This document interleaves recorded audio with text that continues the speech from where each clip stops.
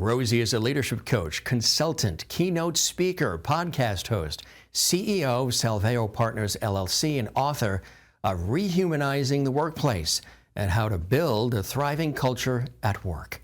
Through her coaching and consulting work, Rosie has helped thousands of leaders and teams become more effective by learning how to navigate the messiness of being human in this never-ending disruptive world. When you look at your career in the coaching world and all the wonderful work you're doing, what are some of those things on your life's journey, your path, that pointed you in the direction of doing this work you do so well today?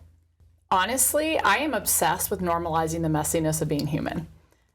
It is messy and it is hard to be human, especially today. And I think I've learned that when we're in that mode of feeling like we're not enough or less than, we think it's just us. Right. And I had my own journey of thinking that I needed to be perfect to be loved, thinking that I had to achieve to have value, and it served me well. I mean, I launched a successful business and was, had a lot of accolades, but there's this part of you that's always like chasing the next thing. Yes. And when I learned that I'm not alone in that, I realized, okay, there's a whole group of us that are exhausted, that are running around trying to hide our flaws, hide our inadequacies, and now you put a bunch of us together in a team, in a workplace, in a community, and you wonder why we have defensiveness and disconnection. And so for me, it was my own growth journey and kind of trying to just come to terms with being kinder and gentler to myself.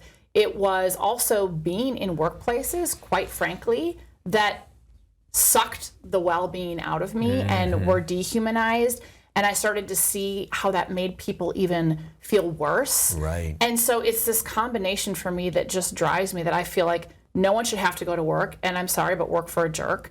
No one should have to go to work and feel like their life and their light and their sparkle is being sucked out of them. And there's way too many of those experiences happening.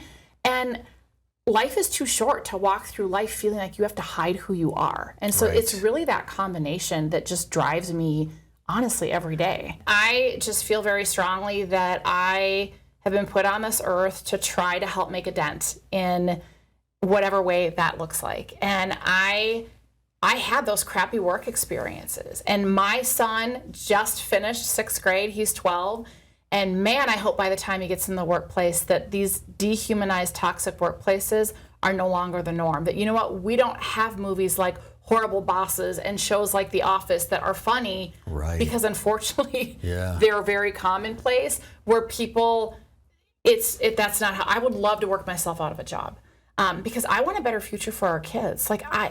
They shouldn't have to go to work wondering if they're enough. Right. They shouldn't have to walk through life wondering, do I belong? And then go to a workplace where they question themselves and that gets eroded and their gifts and talents don't get to be utilized. Unsafe. Yeah, that's not okay. And so I just really want a different world for our kids. I really do.